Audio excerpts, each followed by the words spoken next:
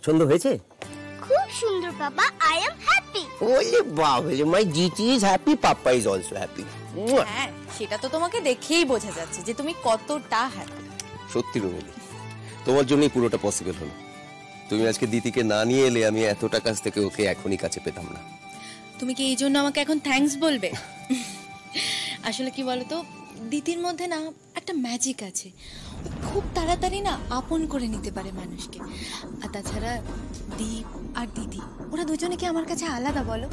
আমি তো ওদের দুজনেরই মা। সিরিয়াসলি রুমেলি, আমি আজকে সত্যি ভেরি হ্যাপি, ভেরি হ্যাপি। আচ্ছা শোনো, হ্যাপি হয়ে এরকম শুধু বসে থাকলে হবে না, আমি দিদিকে স্যুপ বানিয়ে দেবো, ওনা খেতে খুব ভালোবাসে। তুমি যাও এখনই নিয়ে এসো তো, একটু চিকেন নিয়ে এসো। এখনই যেতে হবে? বাড়িতে নেই দিদি। কি আর করা যাবে বলো, তুমি আজকে আর স্টুটা খেতে পারবে না, পাপা কালকে চিকেন নিয়ে আসবে। তারপর না না না না না, আমি এখনই গিয়ে নিয়ে আসছি চিকেন, আমার দিদির জন্য যাচ্ছি আর আসছি। ওকে? এই শোনো না, বলছি মেয়েটার তো শরীর খারাপ, তো তুমি মানে তাড়াহুড়ো করে যাবে আসবে এরকম করো না, দেখে শুনে যেটা সব থেকে ভালো সেটাই নিয়ে আসবে, তাতে যদি একটু সময় লাগে লাগুক না। ওকে।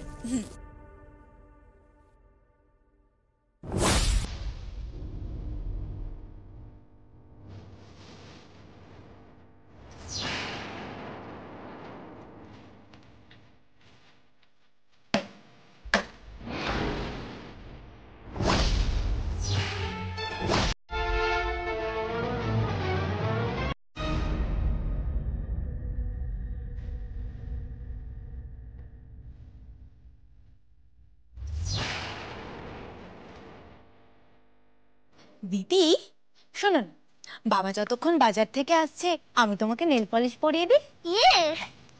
এগুলো রাখো, এখন একটা পিঙ্ক কালার পরিয়ে দিচ্ছি, পছন্দ? ইয়েস। মাম্মা তো রিবন বার দিয়ে তুলে দিয়েছে। আমি তো তোমার ভালো মা, তাই তো তোমাকে আবার পরিয়ে দিচ্ছি। শোনা মেয়ে আমার, দা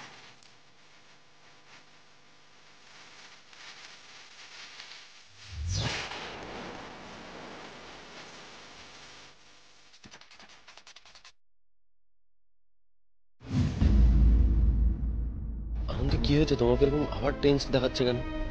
ওফো, তুমি কি এখনো ওই বিষয়টা নিয়ে ভাবছো? Please leave it. এই কথাগুলো কেন আসছে? আমি ডক্টর বিক্রমের কাছে গেছিলাম বলে? আচ্ছা আদি, অ্যাকচুয়ালি আমি খুবই ওয়ারিড। আমি চাই না তুমি কোনো কিছু নিয়ে খুব বেশি কষ্ট পাও। আচ্ছা শোনো, এই যে দিতির ওর ভালো মার সাথে এইভাবে মন্ত্রমুগ্ধের মতো চলে যাওয়া, আমার মনে হচ্ছে এতে কিছু একটা ব্যাপার আছে। এক্স্যাক্টলি, আমারও না তাই মনে হয়। জানো, মানে একটা বাচ্চা মা ছাড়া অন্য একটা মানুষকে এত ভালোবাসতে পারে? একজন মাই তো ওয়ার্ল্ড হয় বাচ্চার কাছে এই সময়টা, না?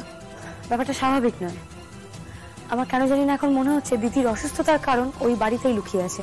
সেটা হতেই পারে আনন্দি, ওই মহিলাকে আমি এক ফোঁটাও বিশ্বাস করি না। তার এই বিশ্বাস অবিশ্বাসের কথাটা কেন আসছে ডক্টর সুপর্ণা? আমি আগে দিদির মুখ থেকেই শুনেছিলাম যে রুমেলি নিজের ছেলেকেই সবসময় প্রায়োরিটি দিত, আমার মেয়েকে খুব একটা পাত্তাও দিত না। আজকে আমি রুমেলির এরকম ব্যবহার দেখে তো নিজেই অবাক হয়ে গেছি। ও মানে মানে আপনি বলছেন যে ভালোবাসাটা নতুন? আনন্দি, তুমি আবার কি ভাবছো? আমাদের না এক্ষুনি একবার পুলিশ নিয়ে ওই বাড়িতে যাওয়া দরকার। কি প্রীতি! তো আর তার থেকেও পিটি কি বলতো, আমার দিদি মা। আচ্ছা মা, আমরা একটা গেম খেলি।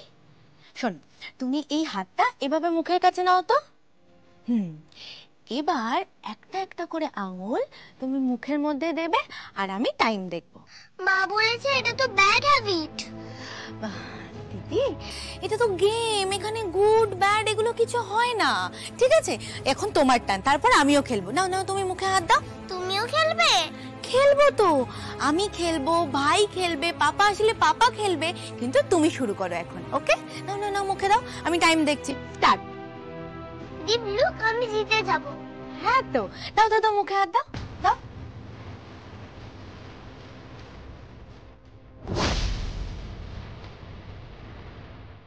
Very good.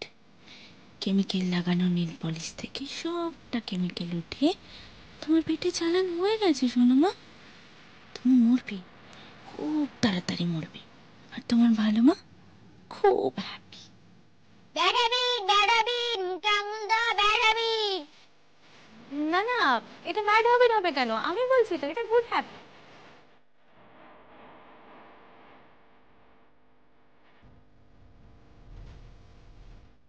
এবার ভাইয়ের টাল।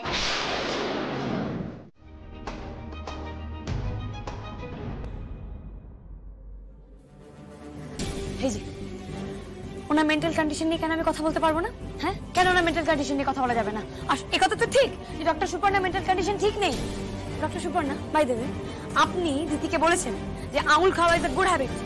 কি? তোমার কি মাথা খারাপ হয়ে গেছে? আমি দিদিকে বলবো আঙুল খাওয়া গুড হ্যাবিট? ডক্টর সুপর্ণা, দিদি নিজে বলেছে, দিদি বলেছে যে ওর মা ওকে শিখিয়েছে, ওর মা ওকে বলেছে যে আঙুল খাওয়া গুড হ্যাবিট। আর বাচ্চারা সে মিথ্যা কথা বলবে না। আনন্দী, বাচ্চারা মিথ্যে কথা বলে না, কিন্তু বড়রা তো ভুল বুঝতে পারে। দিদি এইভাবে বারবার অসুস্থ হয়ে পড়ছে আর আমি বলবো আঙুল খাওয়া গুড হ্যাবিট? আনন্দী, আমি একজন মা প্লাস ডক্টর। আমার মেয়ের ভালো মন্দ আমার থেকে বেটার আর কেউ বুঝবে না। তুমি যদি নিজে মা হতে তাহলে এরকম অ্যাকিউজেশন আরেকজন মায়ের ওপর দিতে না। তুমি যদি নিজে মা হতে তাহলে এরকম অ্যাকিউজেশন আরেকজন মায়ের ওপর দিতে না। কি